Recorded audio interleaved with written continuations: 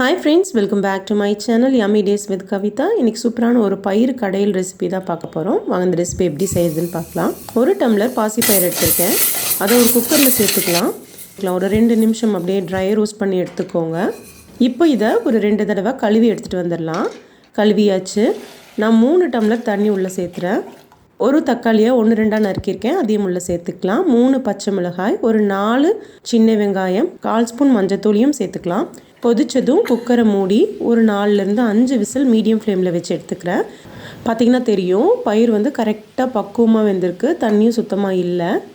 தேவையான அளவு உப்பு சேர்த்துட்டு இது நல்லா கடைஞ்சி எடுத்துக்கலாம். நான் ஒரு 3/4 அப்பத்தம் தான் கடைவேன், அந்த அளவுக்கு தான் கடைஞ்சிருக்கேன்.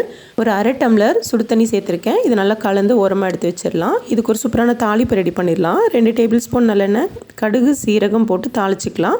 வெங்காயம், கருவேப்பிலை, 2 வரமிளகாய் சேர்த்து நல்லா வதக்கிக்கலாம். இது அந்த பருப்பில் சேர்த்து நல்லா கலந்து விட்டுக்கோங்க. அவ்வளோதான், சூப்பரான பயிர் கடையல் ரெடி. இந்த ரெசிபி உங்களுக்கு பிடிச்சிருக்குன்னு நினைக்கிறேன். பிடிச்சிருந்ததுன்னா கண்டிப்பாக ட்ரை பண்ணி பாருங்கள். தேங்க்யூ.